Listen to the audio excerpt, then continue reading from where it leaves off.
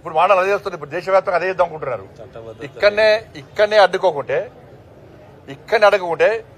ఈ విషవృక్షము దేశవ్యాప్తంగా నారదాం చూస్తున్నారు. కాబట్టి ఇక్కడనే భారతీయ జనతా పార్టీ పక్క అడ్డుకొని తీరుతామేమో.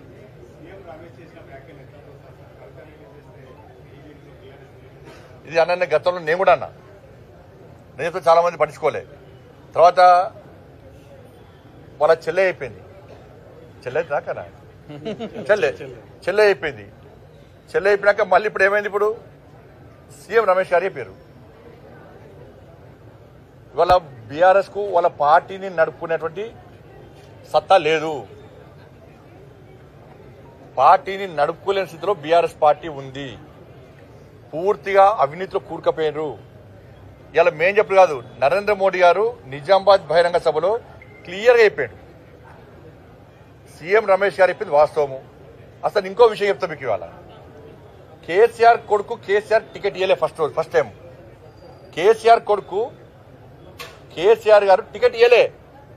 అక్కడ సుధాకర్ గారు పోటీ చేస్తే ఇదే కేసీఆర్ కొడుకు పోయి సీఎం రమేష్ గారు కలిసి, నాకు మన పార్లమెంట్ కలిసినప్పుడు ఇప్పుడు సీఎం రమేష్ గారు చెప్తే సీఎం రమేష్ గారు వచ్చి కేసీఆర్ కలిసారు. అరే కేటీఆర్ పోటీ చేస్తారంటే వద్దు అక్కడ గెలవడు అని చెప్పన్నారు. అక్కడ కేకే మహేందర్ రెడ్డి గారు గెలుస్తారు, ఈయన గెలవడు అన్నారు. గెలవడు అన్న చేశారు. సీఎం రమేష్ గారు ఎట్లా ఒప్పించారు? కేసీఆర్ గారు ఒప్పించి సుధాకర్ గారు డ్రాప్ చేయించారు. అప్పుడు పరిస్థితి ఏంది? కేసీఆర్ పరిస్థితి, కేసీఆర్ కొడుకు పరిస్థితి 3 తల షర్టు, రబ్బర్ చెప్పులు, ఆ ఫోటో చూసినా అయితే అది. అప్పుడు సీఎం రమేష్ గారే ఆర్థిక సాయం చేసిండు. సీఎం రమేష్ గారే ఈ కేసీఆర్ కొడుకు ఆర్థిక సాయం చేసిండు. సీఎం రమేష్ గారు చేసిన ఆర్థిక సాయంతోనే నువ్వు ఎమ్మెల్యే అయినవు. ఇవాళ ఇది ఫ్యాక్ట్. ఇది బీఆర్ఎస్ నడుపుకోలేని స్థితిలో నువ్వు బీజేపీలో విలీనం చేద్దాం అనుకున్నావు. నరేంద్ర మోడీ గారు నిజామాబాద్ సభ వేదికగా క్లారిటీ ఇచ్చిండు. కేసీఆర్ గారు నారికి వచ్చిండు, నాకు ఆరోగ్యం బాగలేదు, నా కొడుకును ముఖ్యమంత్రి చేస్తా అని చెప్పన్నాడు. నేను క్లియర్ గా మాది వారసత్వ రాజకీయాలకు మేము వ్యతిరేకం, మేము ఎట్టి బస్లో దాన్ని సహించము, మేము సపోర్ట్ చేయమని చెప్పి నరేంద్ర మోడీ గారు క్లారిటీగా చెప్పిండు. ఆ రోజు చెప్పిండు, బహిరంగ సభ వేదికగా చెప్పిండు. మేము మొదటి సీఎం రమేష్ గారికి అదే చెప్పారు. ఎందుకంటే వారసత్వ రాజకీయాలకు వ్యతిరేకం, మేము అవినీతికి వ్యతిరేకం. ఇవాళ బీఆర్ఎస్ పార్టీ ఏంది? ఎవరి పార్టీ బీఆర్ఎస్? బిడ్డ, కొడుకు, అల్లుడు, ఇంకా సరకుడు కొడుకు, తండ్రి, వీళ్ళ పార్టీ బీఆర్ఎస్ పార్టీ. ఎట్లా ఒప్పుకుంటాం మేము? దేశంలో కాంగ్రెస్ పార్టీ యొక్క వారసత్వ రాజకీయాల వ్యతిరేకంగా మేము ఫైట్ చేస్తున్నాం మేము. కాబట్టి నేను మళ్ళీ చెప్తున్నాను, మళ్ళీ పూర్తిగా అవినీతి కూరుకుపోయింది వాళ్ళు బీఆర్ఎస్ పార్టీ. మరి సీఎం రమేష్ గారు మాట్లాడిన దానికి ఇలా కేసీఆర్ కొడుకు సమాధానం చెప్పాలి. ఏదో మీడియా ఉంది కదని చెప్పి అది ఏ భాష నేను ఎంత బాగా అనిపించింది అంటే, ఎవరి చలో చర్చకు సిద్ధమా? చర్చ వేదిక నేను ఏర్పాటు చేస్తాను. మీరు కరీంనగర్, హైదరాబాద్ చలో డే టు టైం కేసీఆర్ కొడుకుని డిసైడ్ చేయమను. సీఎం రమేష్ గారిని రమ్మట, నేను ఇన్వైట్ చేస్తా. నువ్వు వస్తావా? రేవంత్ రెడ్డికి సంబంధం తప్పించుకునే మాటలు చెప్పక, మళ్ళా నువ్వు తప్పించుకునే మాటలు ఏదో అందరు ఇంటర్వ్యూ అని చెప్పకు. నువ్వు సీఎం రమేష్ గారు సవాల్ చేసి నీకు సీఎం రమేష్ గారిని నేను ఇన్వైట్ చేస్తా. కరీంనగర్ వేదికనా, హైదరాబాద్ వేదికనా, చర్చకు నువ్వు సిద్ధమా? ఆయన చెప్పినటువంటి అనేక విషయాల మీద చర్చకు నువ్వు సిద్ధమా? పాపం సీఎం రమేష్ గారికి కేసీఆర్ కొడుకు నాస్తి కూడా తెలియదు.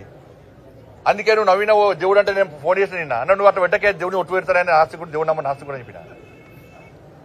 చర్చకు సిద్ధమా కేసీఆర్ కొడుకు? చెప్పు. వేదిక మేము ఏర్పాటు చేస్తాం. దానికి వాళ్ళ తప్ప వాళ్ళ దీనికి రేవంత్ రెడ్డి గారికి సంబంధం ఇలా. ఆ భాష ఏందన్నా, నిన్న ప్రభుత్వం శాతకంతనం, ముఖ్యమంత్రి ఎవరన్నా కానీ అన్న, అరే హౌలే అట, అరే హౌలే. కలెక్టర్లు నిన్న కలెక్టర్ గాని వన్ అయ్య గాని, కలెక్టర్ గాని వన్ అయ్య గాని అట, పోలీసోడు. ఇది కేటీఆర్ కొడుకు వాడే భాష, ఇది కేసీఆర్ కొడుకు వాడే భాష. కలెక్టర్ గాని వన్ అయ్య గాని అట. ఇది అన్ని భాష? ఇది తెలంగాణ భాషనా? ఇది తెలంగాణ యాసనా? ఇది ఇంత అహంకారం ఎందుకు? కనీసం సంస్కారం లేదు, సంస్కారహీనుడు నువ్వు. సోషల్ మీడియా వేదిక చేసుకుని దుబాయ్ సిగ్గు లేకుండా దుబాయ్ నుండి సోషల్ మీడియా నడుపుకుంటూ చెప్పిన మా కార్యకర్తలు చెప్పిన నీ సోషల్ మీడియా మిత్రుడే పేరున్నది, వీళ్ళ పేర్లు బిడ్డ అందరూ ఒక 4 పేర్లు మా దగ్గర ఉన్నాయి. మాకు వ్యతిరేకంగా మా పార్టీకి వ్యతిరేకంగా కాంగ్రెస్ పార్టీ వాళ్ళంటే భరిస్తారు. వాళ్ళు రాహుల్ గాంధీ తిట్టా భరిస్తారు, ముఖ్యమంత్రిని హరే హౌలోన వైపు భరిస్తారు, వాళ్ళ పార్టీని తిట్టా భరిస్తారు. చాదగానే వాళ్ళు కాంగ్రెస్ వాళ్ళు. కానీ నరేంద్ర మోడీ గారిని కానీ మా ప్రభుత్వాన్ని కానీ మా పార్టీ నాయకుల బిడ్డ ఇంకొకసారి ఆ స్క్రైబు ఈ స్క్రైబ్ పేరుతో మాట్లాడే ప్రయత్నం చేస్తే పక్కా దాడులు గ్యారెంటీ జరుగుతాయి. పక్కా నేను హోమ్ మినిస్టర్ చెప్పొద్దు, కానీ నీ అరాచకం పెరిగిపోతుంది. దాదాపు 100 సోషల్ యూట్యూబ్ ఛానల్ పెట్టుకొని అడ్డాదారుగా సంపాదించిన పైసలు వాళ్ళకి వెచ్చించి వాటి ద్వారా ఏదో చేయాలని చూస్తున్నావు. ఏం కాదు, దాంతో చేస్తున్నావు. అధికారానికి వచ్చినావా? ఉన్న సీట్లు వీకినేని నేను మా కార్యకర్తలు కూడా చెప్తున్నాను. నేను ఈ కేసీఆర్ కొడుకు యూట్యూబ్ ఛానల్ వేదికగా తప్పుడు వ్యాఖ్యలు చేస్తున్నాడు, తప్పుడు ప్రచారం చేస్తున్నాడు. ఎక్కడికక్కడ అడ్డుకోని దొరికిన అడ్డుకోని చలో కేసులు అయితే కేసులు అని. అరే మోడీ గారు మీ ఇష్టం వ్యాఖ్యలు చేస్తారు. హోమ్ మినిస్టర్ చెప్పొద్దు నేను, కానీ నువ్వు నీ హద్దు మీరిపోతున్నావు.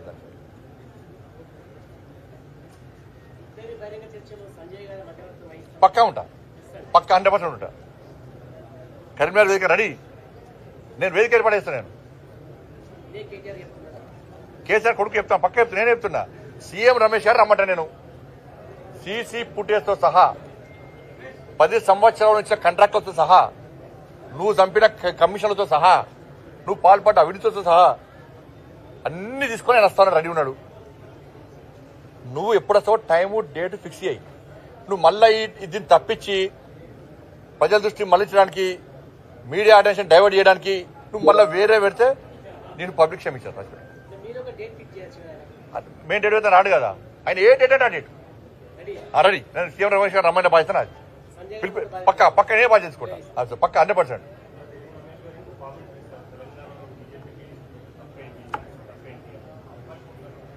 అన్న భారతీయ జనతా పార్టీ ఇప్పుడు మొడదానికి గిదే మీరు చేసిరన్న.